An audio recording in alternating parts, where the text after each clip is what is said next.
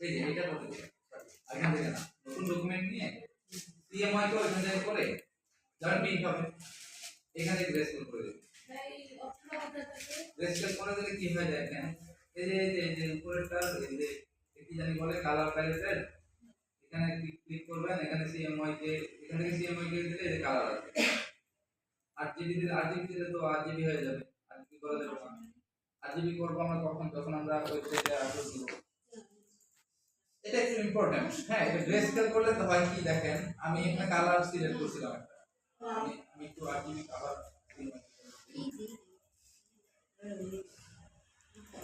আমি এখানে একটা কালার আচ্ছা দুইটা কালার অ্যাপ্লাই করি হ্যাঁ এই দেখেন আমি এখন ক্লিক করতেছি না ওকে একটু বাড়া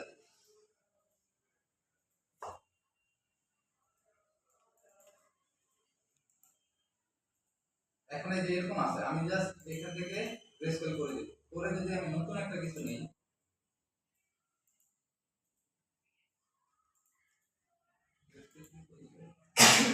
স্ট্রোক হয়ে গেছে স্ট্রোকের মধ্যে স্ট্রোক হয়ে গেছে এবার গ্রেস্কেল তখন হয় এখন যদি আপনি নতুন কোনো একটা কিছু নেন কালার কিন্তু অ্যাপ্লাই ছিল এই টাইপের এইগুলো তো সাদা কালো না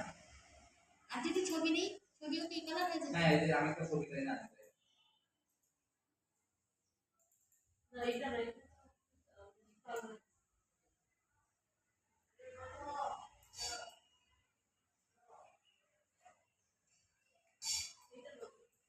এই যে না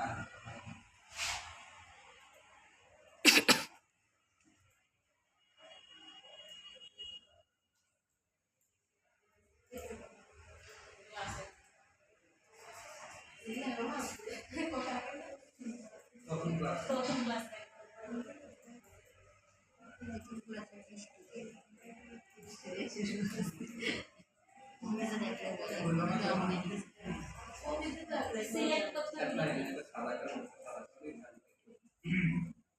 আচ্ছা তাহলে ছবিতে হবে না কিন্তু শেপগুলো তো হবে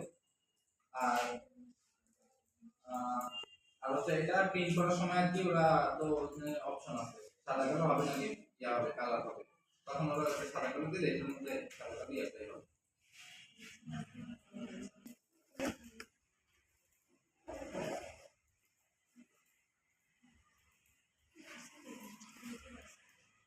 অ্যাপ্লাই করে যদি ক্লিক করি তো লোগোটা এবং সিলেক্ট করে ধরে রেজিস্টার করে দিই করে তারপরে সেভ করে দিয়ে দিলাম কিন্তু সাদা কালো কালার অ্যাপ্লাই করা লাগবে না ঠিক আছে গ্রেস্কেলের এক কালার করতে যে এটা বলে এটা না গ্রেস্কেল কালার কোড নাই গ্রে টাইপের হয় এই টাইপের হয় আর কি বা